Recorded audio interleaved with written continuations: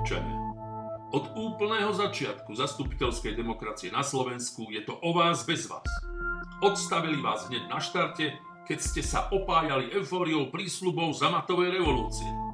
Slovenská ústava nie je nič iné ako právnicko-politický megapaškvil napísaný starými komunistami, ktorý dovoluje našim zástupcom, to je zvolenej moci, porušovať alebo obchádzať jednotlivé ústavné články. Pýtate sa, ako je možné, že volená moc môže takto flagrantne porušovať ústavu? Je to jednoduché. Celý systém zastupiteľskej demokracie je totiž postavený na jednej podstatnej veci.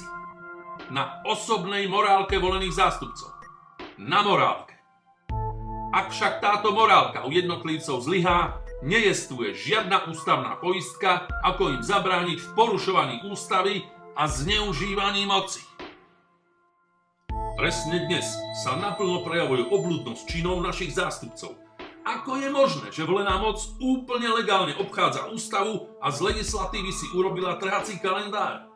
Je to jednoduché, priatelia. Je to preto, že ústava je zlá a ústavné články prijaté Národnou radou sú ešte horšie. Nejednoznačnosť, zmätok, voľné formulácie bez priradených hodnôt a nedomyslenie súvislostí. A presne táto zlá ústava dovoluje volenej moci konať neústavne. Vyhľadajte si výrok bývalého predsedu Národnej rady, ktorý to zhrnul veľmi jasne. Národná rada môže prijať čokoľvek, aj to, že zemegula sa má točiť opačne. A môže to byť publikované v zbierke zákonov. A povedal pravdu, priatelia, chápete? Chápete, akí sú si politici svojou mocou istí, pretože vedia, že to tak je. Oni vedia, že tá moc je absolútna, pretože im to zaručuje ústava. Priatelia, zoberme si článok 2 odsek 1 ústavy, ktorý priznáva občanom ústavné právo výkonu svojej moci aj priamo, bez zástupcov. Ale nikde v ústave ani v nižších zákonoch nie je definované, ako sa tá moc priamo má vykonávať. Občania, za celých 30 rokov zastupovania na toto nik neupozornil. Nikto. Ani z radu právnych teoretikov, politológov, médií alebo našich zástupcov. Nik ani len nemukol, že občanom treba spojazniť nástroje na výkon ich ústavne garantovaného priameho výkonu moci. Zoberme si článok 13, odsek 4. Pri obmedzovaní základných práv a slobôd sa musí dbať na ich podstatu a zmysel. Takéto obmedzenia sa môžu použiť len na ustanovený cieľ. Podrobnosti ustanoví zákon. Priatelia, je vám z tejto formulácie ústavného článku niečo jasné? Čo je tá podstata a zmysel? Aký je ten cieľ? Kde je ten cieľ ustanovený? Pre občana tu nie je stanovená a rozpoznateľná žiadna podstata, žiadny zmysel a žiadny cieľ. Ten cieľ sa však dá veľmi ľahko určiť Národnou radou, vládou alebo sudcom a najnovšie aj úradníkom, podľa toho, kto má v danom čase moc, kompetencie a aké vlastné ciele sleduje. Faktom je, že v súčasnom ústavnom systéme nie je žiadna poistka, ktorá by zabránila zneužitiu týchto formulácií ústavy volenou mocou. Zoberme si článok 40. Každý má právo na ochranu zdravia. Na základe zdravotného poistenia majú občania právo na bezplatnú zdravotnú starostlivosť a na zdravotnícke pomôcky za podmienok, ktoré ustanoví zákon. Mne z toho vyplýva, že ak si platíte zdravotné poistenie, tak zdravotná starostlivosť je bezplatná. Všetci vieme, že to tak nie je. Bolo to tak do určitého času, ale potom Národná rada prijala zákon, ktorý túto ústavnú podmienku zrušil. Bezplatná je bezplatná. Nižší zákon predsa nemôže túto podmienku obísť. A predstavte si, tá bezplatnosť sa zrušila. V komentári k ústave od doktora Drgonca je uvedený nález Ústavného súdu Českej republiky, v ktorom sa uvádza, že, citujem, ustanovenie o bezplatnosti zdravotnej starostlivosti nemožno interpretovať doslovne. Priatelia, ak sa nejaké ustanovenie nedá brať doslovne, na čo ho do tej ústavy potom načmárali? Tým pádom si nemôžeme byť istí žiadnym ustanovením. Ak sa ústava dá vysvetľovať takto, že to takto sme nemysleli, to nemôžeš brať doslovne, tak ústavný súd môže prehlásiť, otočiť, vyvrátiť, prekrútiť akýkoľvek článok ústavy. Potom tu vyvstáva zásadná otázka. Na čo nám takáto nejasná ústava vlastne je? Zoberme si článok 74, odsek 2. Za poslanca možno zvoliť občana, ktorý má volebné právo, dosiahol vek 21 rokov a má trvalý pobyt na Slovensku. Odsek 3. Podrobnosti o voľbách poslancov ustanoví zákon. A do tých podrobností o voľbách poslancov do Národnej rady sa dostala formulácia, že kandidátky na poslancov predkladajú politické strany.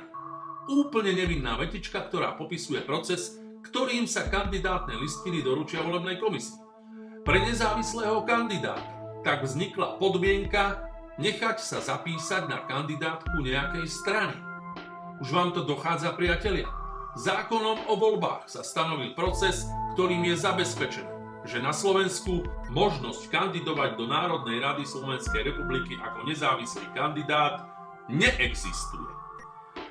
Aj článok 32, ktorý občanom dáva možnosť postaviť sa na odpor, je tak formulovaný, že je nevykonateľný. Takýchto článkov, kde následnými zákonmi nižšej úrovne volená moc procesne znemožňuje slobodné uplatnenie ústavných práv, je viac a dnešok je toho dôkazom. Okrem spomenutých článkov nájdeme v našej ústave veľmi záhadné a nejasné formulácie takéhoto typu, ktoré spĺňajú ustanovené podmienky alebo môžu použiť len na ustanovený cieľ, alebo v nevyhnutnej miere, alebo nevyhnutné opatrenia, alebo za primeranú náhradu, alebo primeraným spôsobom.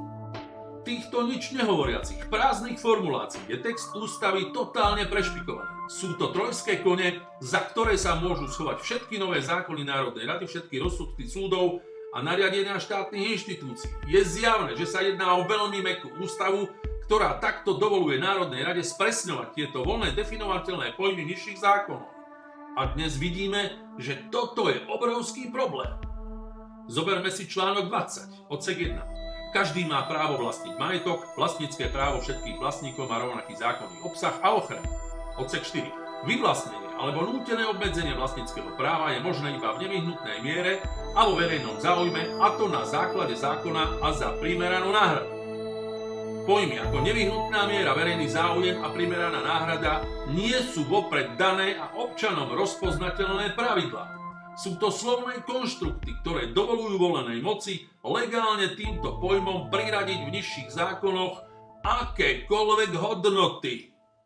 Hneď zajtra môže Národná rada schváliť nový zákon o vyvlastnení, kde zadefinuje, že nevyhnutná miera je celý majetok každého občana, kde zadefinuje, že verejný záujem je akákoľvek iniciatíva mestského zastupiteľstva naplniť mestskú kasu a kde zadefinuje, že primeraná náhrada je nula.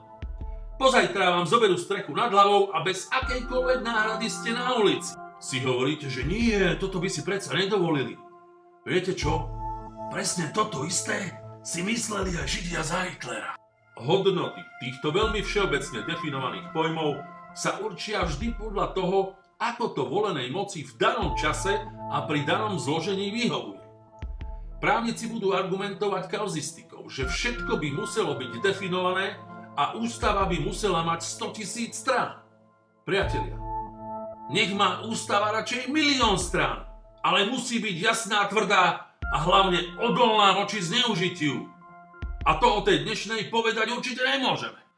Od momentu, kedy si rumúnsky parlament odhlasoval beztrestnosť v prípade dokázanej korupcie poslanca, nie je v politike absurdné vôbec nič. Politik odhlasuje čokoľvek, aby zostal pri moci. Politik vždy rozhodne v prospech toho, kto ho korumpuje alebo vydiera, alebo vo svoj prospech, aby nestratil poslanecké výhody. Žiadny z príkladov nie je vo svojej podstate absurdný. Bolo len otázkou času, kedy vás niektorá z uvedených absurdít prekvapí. A práve v dnešných dňoch nás to prekvapilo. Nie, priatelia, šokovalo. Sme v šoku, aké neprávosti môže páchať zástupca občanov.